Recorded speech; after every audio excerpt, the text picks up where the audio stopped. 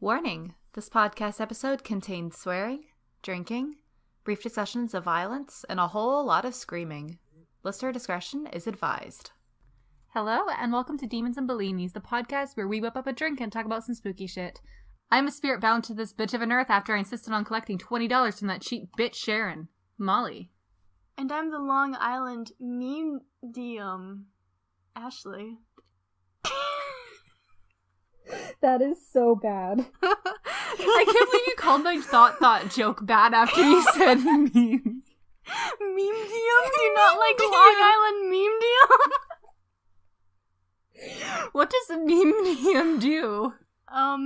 So a meme-dium Yes. is a person who is connected spiritually, mentally, sometimes even physically, to the grand gifts that the amazing world of the internet gives us, and mediums interpret those gifts and relay it to the living. It's beautiful. I love it. I sense the presence in here, Barbara. Barbara. I sense the presence. Is it your grandmother? Did she die 2 years ago, Barbara? She's telling you that she loves you very much. I've never seen Long Island medium. I don't know what the fuck she sounds like. You saw Fifi O'Hara do it in All Stars 2. I recently downloaded a dank meme soundboard to use during our D&D sessions, and has truly been the greatest download I have done. I have so many good memes. So if you guys think that already our episodes have really shit quality, it's really gonna be sewer shit level quality now.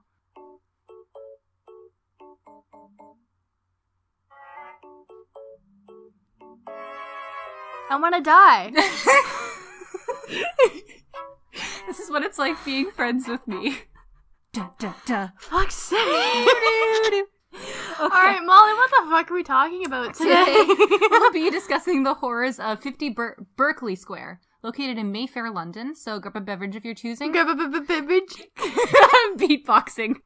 Freestyle. Okay, so grab a beverage of your choosing, get cozy, and check your closet for monsters. And remember, stay peachy.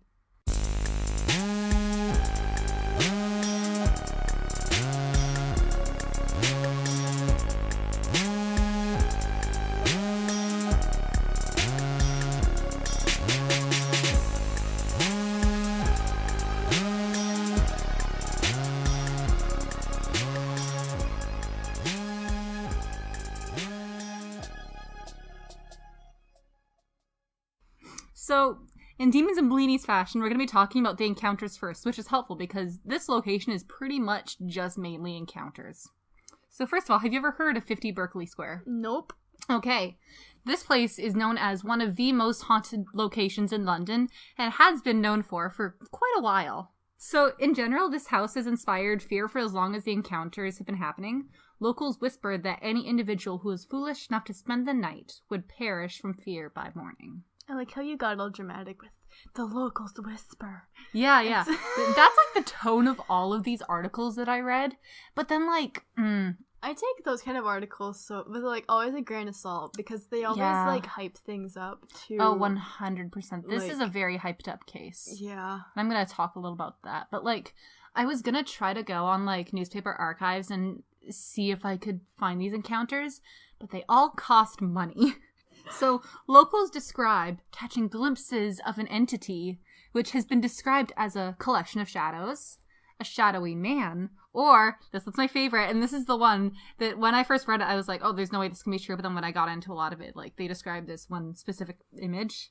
An ooze with tentacles and claws making sloppy noises, quote, as it travels. So what are your initial thoughts on that, Ashley?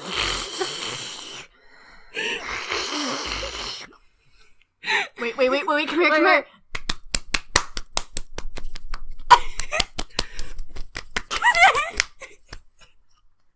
I love hentai. Yeah, it's a really wet, sloppy noise, which kind of reminds me of the ASMR of the fishman. Oh no, I knocked over something. The fishman from Shape of Water beating up Pennywise as he honks. Why is it wet? Why give us a concrete explanation for why it's wet. But, okay. Demons are wet, sloppy boys. Shut your whore mouth. So, that being said, the earliest ghost sighting I've, kind of found was of a ghost girl named Adeline, who was reported to have been seen as early as 1789. She's seen clinging to a window and disappearing when she falls. Oh. And so that would be, described as, a residual spirit who she died. jumped out a window and died? Yeah, who died trying to flee from her abusive uncle, which was, sorry? Jesus. Yeah, there's a lot of different, versions of how abusive he was, but it's always really bad. Gross. And she was cited to have been seen in a newspaper article by up to 50 people. Oh. Yeah. So now we get into, the collection of encounters, which are extremely repetitive. There's very much a formula here, but I do have a lot of these. Wet, sloppy tentacles. There you go. Rinse and repeat. Look at cowards. Date a monster boyfriend, fuckers. You have very strong feelings about monster boyfriends. No, look it. There is no shame in monster boyfriends. I go online and I'm Is like... there? Yeah, no, Kate, shut up. No, there's nothing wrong with liking the idea of dating a monster boyfriend. Everyone has different needs, different desires, different curiosities. You know? If there's some gooey boy, that's cute. Portable lube. There's functions for all different kinds of things. Tentacles, they're self-explanatory. I'm learning so much more about you than I ever wanted to know. Dude! Okay, no, I'm gonna be real. That's not an actual kink of mine. As, a fiction writer, and, no, okay, wait, no, wait, stop, wait. Don't look at me like that. Stop it. Look it. Okay, no, it's not something that gets my rocks off. All right, Molly? Okay. Okay? Okay? Okay. And there's no shame if it gets your rocks off, listeners. What I'm saying is that as a concept, it's neat. I have been shamed so many times on Tumblr when I go on and I'm like, hey, this person should really be drawn more as a monster boyfriend because that concept is neat. And then everybody's like, ghost kid's a monster fucker. Shut up. Ghost monster fucker kid. Eat my ass. I'd rather not. Get off my dick. Get off my dick. Okay, so... I'm just gonna cut all that out. No, I'm gonna keep that in. Maybe. We'll see. I do like that. It's neat. I mean, here's the thing. I really like Mothman and Sasquatch, and I will often call them my girlfriends, so, understandable. Yeah, that's where I'm coming from. That's where I'm coming from! Have you ever seen The Ritual? No. We're gonna have to watch that later. But the monster, it's this old god, and it is very, very... just an interesting looking creature, and I love her very much. And I got shamed by all of my friends because I kept on calling her my wife. Look it, I'm not a clown fucker, alright, assholes? I like how my computer screen just blacked out at that very moment. Even my computer is giving up on you, Ashley. No! No! I'm not. You have my attention. Stop! I was even shamed by my own boyfriend for talking about this, and he was like, you just want that portable lube. No! It's a cute, neat concept. Okay? Okay. No one's shaming you.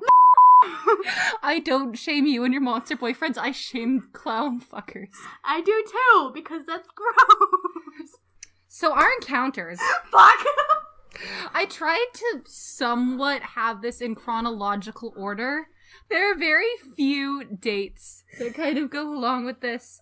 Because this is such an infamous case in London, a lot of these are urban legend kind of melding with truth and fiction. Mm-hmm. Which is fun. I like that. But kind of a bitch when you're doing research. So anyway, one of our first encounters is that of Sir Robert Warboys. Spelled as in Warboys. so I like that name, who was at the pub one night in 1840 when discussions of this house arose and he declared that it was a load of, quote, poppycock. That saw is a load of poppycock! That's a really bad accent if you're trying to go British. Yeah, sorry. I'll forgive you for my really bad Canadian accent a while ago. Canadian accent. I'm already Canadian, I can't even do a Canadian accent. Anyway, so following this, the fellow bar patrons dared Warboys to spend the night in the house if he truly believed that the rumors were false. Full of shit. He accepted. Oh, of course he did. Yeah. My manhood is at stake. Oh, I need to prove I have a massive So he went over to the house and requested to stay on the second floor, which was supposed to be the most haunted. Mm-hmm. The landlord accepted, though he strongly advised him not to do so. At the very... Did he pay the landlord to just sleep there for the night? Yeah. Okay, the landlord was like, you gave me your money, so whatever. Yeah. So he told Warboys to arm himself with a pistol. He also instructed him... What's he gonna do, kill the ghost again? Like that fucking Winchester House movie? Sorry, spoiler. We watched Winchester House after we finished recording. I think it was episodes 8 to 7 or 7 and 8. Yeah. Just gonna kill the ghost again. We're gonna fuck up some ghosts. Woo! I mean, that's like very supernatural-esque, though. Bringing a gun to a yeah. It's so dumb. It's what are you gonna so do? Kill the ghost again? So. He also instructed Warboys to ring the servant's bell if he required help. Once midnight struck, the landlord heard the bell start ringing very furiously, which was followed shortly by a gunshot. Oh no. When the landlord, just turning my pages, entered the room, he found Warboys slumped in a corner, dead, with a look of fear on his face, still holding the pistol, the bullets found in the walls, but nothing else in the room. Oh, bitch. Okay, this reminds me of a story. There's legit a phenomena of people dying of fear. There's this one story. I was thinking about doing it, but probably not because it's super short and super hard to find a lot of information on. Mm-hmm. The Headless Nun. Right. There have been, I can't figure out, like, the people say she's at a bridge in BC, other people say New Brunswick, which, anyways, whatever. There's this Headless Nun. She's sorry, I'm jacking your episode. It's okay. But, Headless Nun. She's obviously a ghost. She walks around this bridge. And there's this one story about, like, this guy in the 50s. He saw her at the bridge. Mm-hmm. It freaked him out. So he, like, gets back to his hotel as fast as he can. Mm-hmm. But apparently the Headless Nun followed him. And he was found dead in his hotel room with that same look of fear on his face. Mm-hmm. You're going to see this look of fear a lot in this. Oh, God. Okay. So, either in 1872 or 1859, again, bad dates here, 2 different sources said 2 different dates. That's like, I can't math, but like 5-year difference. That's not a 5-year difference. No, it's not. I'm sorry. Is that 4? No. 3? 1859, 1872. Oh, I thought you said 69. You wish I said 69. No, I genuinely heard 1869, not because of the dirtiness. I just... So that is a 13-year difference. That's a big difference. Yeah. So aristocrat and politician Lord George Lyttelton IV stayed a night in the house for a bet. He set up he set up a bed in the attic where he was to sleep for the night to test his resolve against the horror said to reside there. He didn't believe in the stories, but he took a shotgun for good measure. Nope. What are you gonna do? Shoot the ghost? During the night, the apparition, in the form of a brown, tendrilled, misty mass appeared. And Lytton, as you do, fired his gun at it. In the morning, when he looked for what he had fired at, there were no remains or proof that he had hit anything at all. So wait, did he just, like, fire a shot and go, yep, good enough, and go to bed? I don't know. Again, there's like... this is all very folklore-ish. Yeah.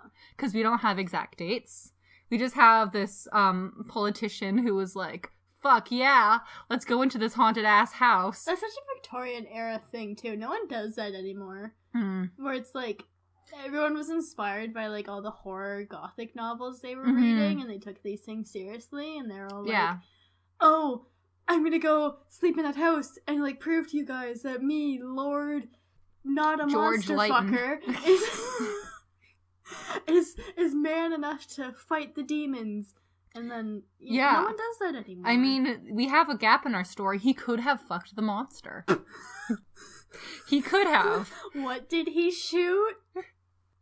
Shut your whore mouth. Stop waving your arms. You were right beside my record player. I can't control that, Molly.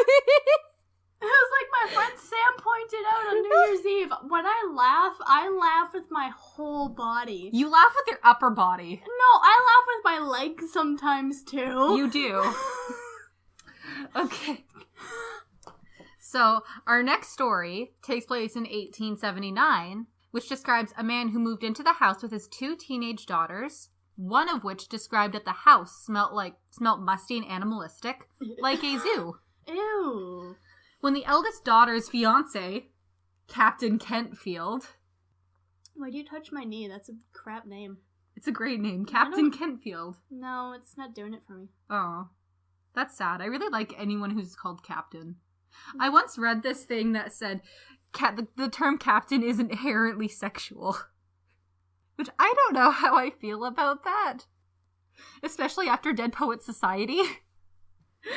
Anyway, Captain Kentfield was due for a visit to the house, and a maid was asked to prepare his room. Mm-hmm. However, once she went upstairs, she began to scream. Oh. When the family found her, she was collapsed on the floor and was reportedly muttering, "Don't let it touch me." Ew. She was then rushed to the hospital and died the next day. Ah! After that, to quell everyone's fears, the ever-heroic Captain Kentfield decided to spend the night in the room to assure the others that it was safe. 30 minutes after he closed his door, the household heard screams coming from upstairs, followed by gunshots. What are you gonna do? Shoot the ghost? I guess. When the family went to help him, they found him dead on the floor. Oh my fearful God. look on his face. Oh my God. I love how, too, though, it's like, just that one room is haunted. It's not like the whole house. It's just that one. Well, there's also the attic, because that's where Lord Fucker... Lord Fuck. Lord Monster Fucker. Hi, I'm Lord Fuck. Same. Or no. Him. You know, it's kind of interesting, though, that it's just, like, the one spot, and then, like, the living room is fine. Yeah. It's a second floor bedroom. Yeah. What if Sorry, it's, like, just an actual, like, serial killer? Like, you know, have you heard of the stories of, like, people living in people's attics? I don't like that idea. I hate reading those stories. Like, it freaks me out so much, because I'm like, I live in a house, too. Like, people living inside other people's houses, and, like, the people who own the house not knowing that they're there. Is this that case? I mean... Because, I mean, if it's a vacant house, it is there's possible there certainly is that possibility. that, like, there's someone hiding out in the house, like, if it's vacant majority of the time. That is a very interesting theory, because then, like, yeah, I mean, but that also wouldn't explain what Lord George Titleton found with the, like, tendrilled mass. Unless this person was, like, covered in, you know, like that is clothing true. and stuff. Also, the thing is that, like, there's this phenomena where if you're told that something... But right? So it's like, yeah. If I tell you that if you go into a house and you're gonna see a tentacle monster, and then you see a shape in that house, your brain's just gonna be like, that's a tentacle monster! I need to fuck it! Yeah, that's like a... Well, I mean, like, the Sorry. whole idea is that this house is, like, known to be haunted. Yeah. And that's why people are daring each other to go in. And then at the very, like... I mean, it's usually, like, around midnight, like, you have, like, this, like, whole person who just, like, died with this look of fear on their face after usually firing gunshots. I think in, like, most of the cases, it's, like, firing gunshots or, like, trying to defend yourself against it. Huh. So, yeah, I think that's certainly a possibility. I think that's very interesting, because I didn't actually see that on any theories. So... I mean, that's the other thing with those things, is where it's always like, oh, it's 100% a ghost. And it's like, which is really funny, because, like, before starting this podcast, I would have been like, oh yeah, for sure. And now I'm, like, super skeptical. I feel like we started this podcast off being like, yeah, these places are probably haunted. But then now, yeah, we've become quite skeptical. Well, yeah, because it's like just telling all these stories, and you start to notice patterns. And yeah, I mean, this story is and... very extremely patterned. Yeah, and I'm going to explain a little bit more why some of this could have elements of, you know, half-truths in it.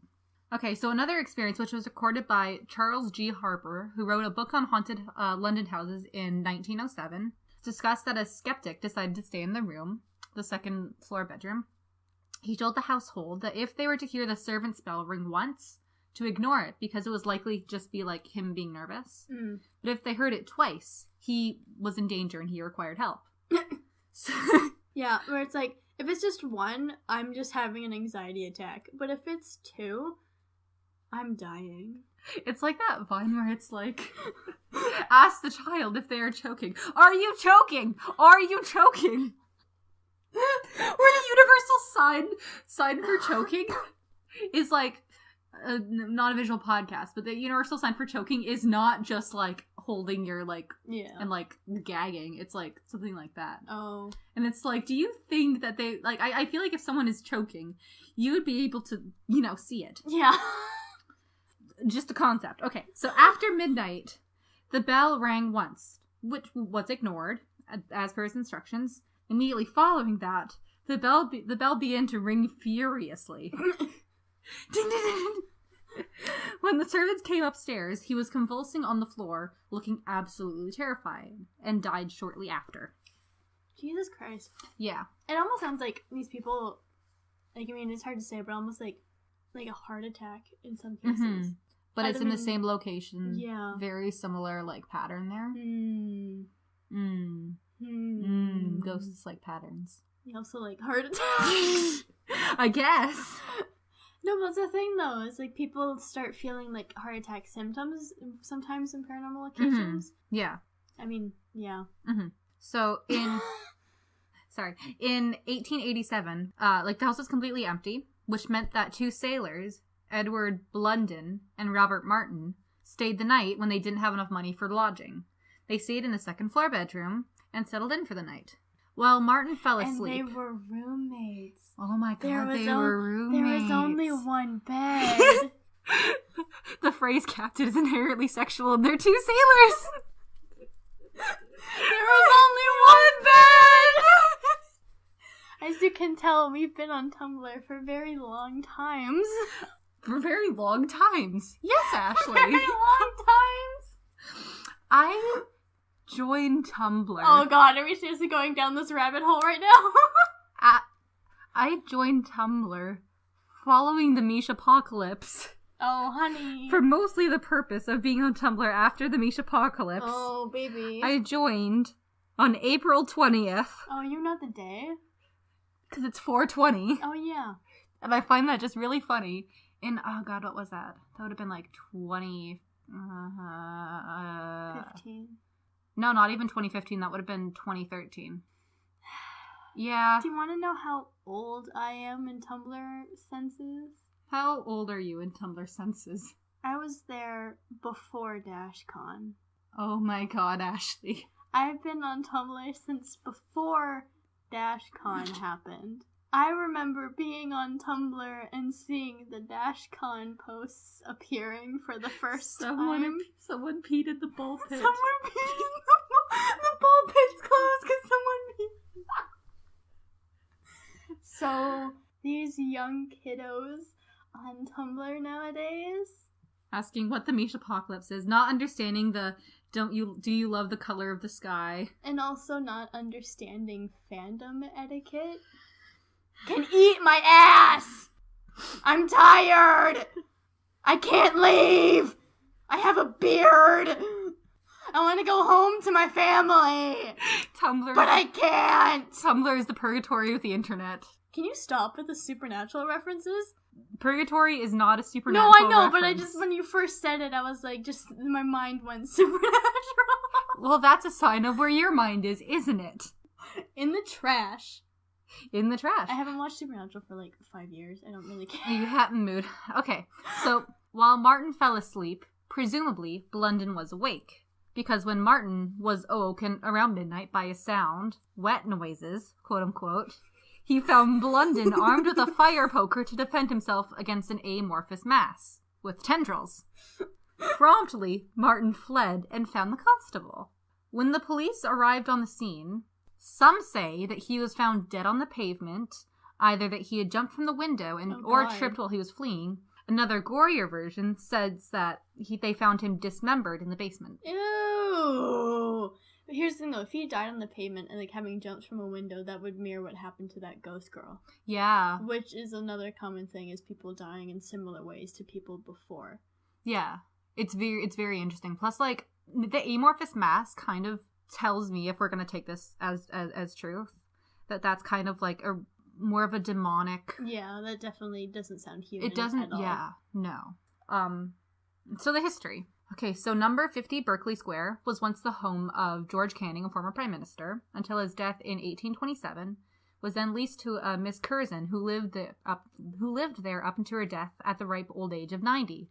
This was presumably like a natural death. But then it was occupied by a Mr. Thomas Myers in 1887, which is where the house supposedly became sinister. I'm going to talk a little bit about this later. Wait, but you had things from 1850. Exactly. Oh. The dates do not line up. Oh. And it pisses me off. So this story... Yeah. And this is like where everyone cites the place becoming haunted. But then and there's it's like, the 1850 story. Yeah, that exactly. Makes no sense. It makes no sense. This is why I was so mad when researching this. That's stupid. And that's why I wish I'd been able to like gone on like the old newspapers. Yeah. And found where like the original dates were, because there is it's so folklore. Buy us a coffee. Buy us a coffee. It's God, folklore. I love folklore, but it's so hard to research. Yep. Okay, so the story goes that he was due to be married and had furnished the house accordingly to fit the needs of him and his new bride. But shortly before the wedding, his fiancée abandoned him and he became a recluse. Oh. He moved into a tiny room at the top of the building where he lived in isolation and only emerged from his room to wander the house with a candelabra. Me too. That's a mood. It's a big mood. That's a big mood. So in 1873... Was he wearing like a ostrich feather robe walking around his house? God, with I a wish. Candelabra? What's that designer who does the ostrich? Catherine Delish. Yeah. Designed by Catherine Delish? Yeah. Unfortunately not. Damn it. So in 1873, the local council sued him for failing to pay his rates. He failed to appear in court, but the magistrate excused him on account of the fact that the house in which he was like lived in was known as the haunted house. They kind of didn't want to like get that house from him. Right. So like even before the encounters were occurring, Myers had let his house fall into decay, which led to like a very frightening appearance, which terrified the locals, and that's kind of why it had this whole reputation. It's like that house in It that's super gross, and then it just has a reputation because it looks really gross. Yeah, exactly. I actually used to, I don't know if I mentioned this before, but I used to live by this, like, I lived in this neighborhood that had this, like, very small house out in the woods that was, like, just completely decayed. It was, like, surrounded by all this garbage. Ew. And, like, it was just covered in moss. It was, like, a little ways off the trail. And, like, it was just, like, the most gross-looking house you've ever seen. And very recently, it was knocked down to make a very new development. Oh. So... Release those ghosts to the atmosphere. Thanks, like, global warming. There's no... Like, I always wanted to find out if that house was haunted or not, but, like, there really wasn't, like... It was just kind of, like, known in my little neighborhood that it was, even though there wasn't really any proof of that. It was just because it looked really gross. It's kind of like where I used to live in Ontario. I used to live in, like, the middle of nowhere. Kind of like like a suburb, but it was, like, very isolated. Yeah. And so I lived at the end of this cul-de-sac at the edge of a ravine, and there was my house in the center, and then one house on the left, and another house on the right. And the house on the right was farther back, and it was painted all black. Oh, mood. And it was, like, kind of hidden by the woods, like the trees and stuff. But the people who lived there, I only saw them once in, like, the 10 years that I lived there. Yeah.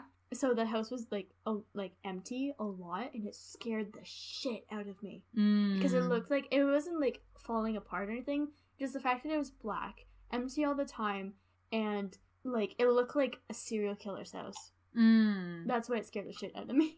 I'm just picturing an old house, because ever since you brought up it, I'm just like... No, it was like a modern house. That's why I say serial killer. Oh, okay. It was like those creepy, like, you know, like perfectly clean, but really empty. Did you ever see that horror movie that came out this year? It was called, like, Open House? No. That one is, like, kind of an interesting one, because it's, like, basically, like, these people who are, like, living in this house that's, like, it has open houses because it's being sold. They're just, like, there because the owners let them stay there. And then it's all about, like, this, like, not to give any spoilers away, but this person comes in during the open house, stays there, and murders everyone else around there. But it's just the idea of this very clean-looking show home. Yeah. Gross. Yeah. I think that's a very interesting horror setting, because it kind of, like, goes against the, like, Victorian... Expected, yeah. The Addams Family-esque house. But in a way, it is also very, very terrifying. Yeah. It's interesting. Horror can happen anywhere, at any time. Yeah. To anyone. So, yeah, Myers' Tale is also actually rumored to have been, like, inspired Charles Dickens' character, Miss Havisham from Great Expectations, who, like... she's the yeah, she's the one the she's the abandoned bride. on her she's abandoned on her wedding day. She just wears her wedding dress every single day, and she, like, walks around in her house, and then it's all like, yeah, bitch. Yeah. But of course, that's just speculation. Right. But yeah, the similarities are there. So yeah, again, I have in my notes here the fact that, like, people always cite Myers as being the reason this place is haunted, but the dates don't match up at all, so I'm fucking calling bullshit there. Also, there's no evidence to support a demonic entity. Yeah. Plus, like, people also like to claim that it's, like this, like, abandoned house right after he left. But then I found evidence when I tried to look up these, like, little newspaper articles, that there was a countess who owned the house in 1899. So that kind of goes against that. Yeah. Yeah. So it's really hard when reality gets so messed up with folklore, because then it's like people love to tell stories, but then they just kind of pick and choose dates or, like, events that they want. Yeah. And then it, like, fucks it up for people like us trying to figure it out, and then it's like, oh, I'm already drunk and having a hard time. Why do you have to make it even harder? I have, like, barely cracked into my drink. This is pathetic. I've got about a quarter left. Yeah, mine's, like, mostly full. So we drink tall cans. Yeah. I'm drinking a hard soda, orange. And I'm drinking my favorite drink, actually. It's a Summersby Blackberry. It's 4.5% alcohol. It's quite good. I like it. It's cider. This is my favorite drink now, because I love orange soda. Now I get to have the adult version of orange soda. Lovely. There was that same one does a cream soda. And strawberry. Yeah, or it's cream really soda. fun. Yeah. Cream soda, yeah. So now this location is used to house manuscripts by the Meggs Bros, like an antique book dealers, who occupied it in 1937. Cool. That being said, only a portion of the house is used. So because the police has forbade the venture up into upper floors. It's like, actually, they're not even forbidden by the police. Shit. Yeah, there's, like, completely locked down. You can't go up there, not even for storage. And, like, the company claims that it's not haunted, but the staff have reported hearing noises up on the second floor, despite no one being allowed up there. That's gross. It is gross. So, I'd still work there. Yeah. I love bookstores. You also really like specifically old manuscripts. I do. You like old records. You're a history hoe. Yeah, old books really get my rocks off. Yeah. Monster Boys boyfriends may not get your rocks off. But a old Bible from 1538 will. I mean, mood. So. Oh, I got to handle one of those last semester. Oh, it was sexy. It was sexy. Did you nut? Yeah. Nice. So, our theories is that this could be a doorway between a dimension. Maybe. You got it could be on ley lines. Wandering around the halls. Someone also said, what if it's an octopus cryptid? Octopus cryptid. Yes! I love him! And then came up. My husband! Yeah, I know! Or, like, some sort of, like, failed mutation. Uh-huh. Yeah. And then the other one is they're just all rumors and, like, folktale stuff that's, like, been exaggerated. Yeah. A lot of the encounters are very similar. Mm-hmm. And some sound inspired from novels, i.e. the Sailor story sounds a lot like this story written by Elliot O'Donnell in 1870. So, there you go. That is what I have. That's a big problem, too, is, like, especially the Victorian era, and, like, people just reading something and then being like, oh, that, actually happened to me. Yeah, it was, a mess, you know? Tentacles. Yeah, everywhere. Yeah, but the setting of, like, Victorian-era London is so interesting just because it's, like, this, like, mass of people, and, like, it's often romanticized, but, like, the squalor and just, like, this, like, intense, like... Gross. Mm-hmm. Grody. And just, like, all, like, the Industrial Revolution happening near there, and just, like, this, like... The Industrial Revolution happened in England, not just near there. It was there. In England, yeah. Sorry. It happened in Europe. Yeah, near that period, I think is what I was trying America. to say. In America. It was a global... no, it wasn't a global thing, but it was a Western thing. It was a colonialization thing. That thing, too! Yeah, but, sorry, what I meant is, like, this kind of being, like, an era right in between, like, World War I and, like, the industrialization period is, like, very interesting to me. I'm literally taking a class that is that time period this semester. Oh, I love it. 1789 to 1915. I love it. Yeah, I'll keep you posted. Thank you. So yeah, that's what I have on 50 Berkeley Square. Would you share a Bellini with, this tentacle boy? Does this monster boyfriend get your rocks off? Does this octopus cryptid get your rocks off? Heck yeah, dude. Oh my god, this is like one of the first times. I know! But are you kidding me? I would love to have a Bellini with Octopus Cryptid Man. I'm glad. I want to be invited to that. He has a nice house. People keep coming into his house, and he deals with it like anyone else would deal with an intruder. Fucking kill them. You scare them to death. Yeah. Yeah. You know, if someone came into my house, I would put on my octopus costume and be like, what the fuck are you doing? Get out of my house! That's how you deal with intruders. No, Please do not take that as my advice. Wait, no, the octopus cryptid backs the person, the captain fuck into a corner. Captain Kenfield, I think is what his name and was. And then he T-poses with all 8 legs. just an octopus T-posing. How is he standing if he's using all 8 of his legs? What are you, a marine biologist? God, I don't know. That wouldn't be a T-pose anymore, though. It's a W pose. It's a W pose. And now you're dead because I'm W posing. This is just like the double dab. Or the full body dab. Full body dab. The full body dab. Yeah, my friend, he does this thing called the full body dab. And it's a very rare magical thing. It's about as rare and as powerful as, like, a star exploding. Yeah. So, yeah, I can't put into words what it's like to experience that. I'd imagine that it has the same raw energy power as an octopus. W pose! Octopus cryptid demon boy. Just fucking... with all 8 of his tendrils T-posing and scaring them to death. That's why they're shooting at them. That's why they're ringing the bell furiously. He's W posing! He's W posing! Yeah, that's all we have for you today. I hope you enjoyed this Monster Boy content. And me being really frustrated over historical records. Do you think this place is haunted, though? Or do you think it's just folklore? I think it's a lot of folklore. I mean, if there were better dates, I would probably say yes, it could possibly be haunted, but the fact that there are no dates and people keep going back to hentai, I'm having difficulties believing it. Plus, it's Victorian era stuff. Victorian era hentai!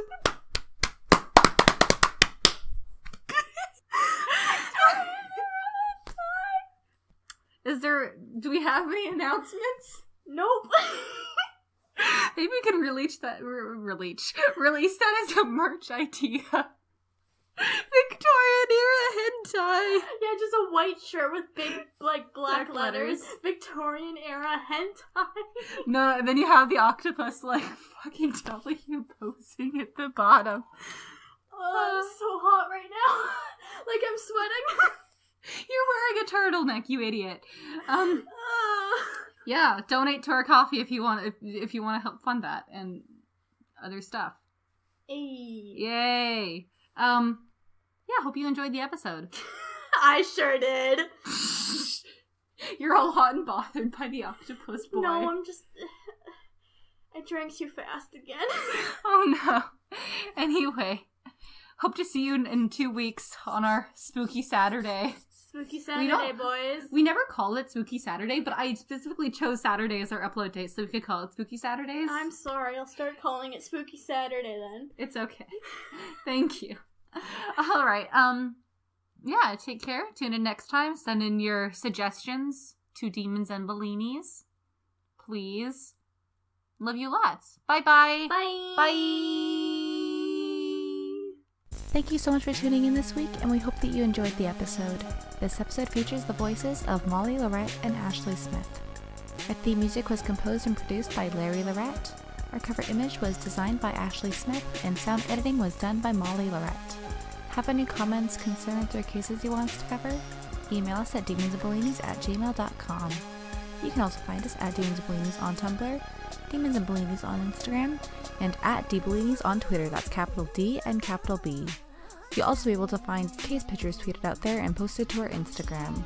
Also, make sure that if you like what we do here, drop us a donation at Ko-fi, which you can find through our Twitter. Thanks again, and we hope that you keep your ears open.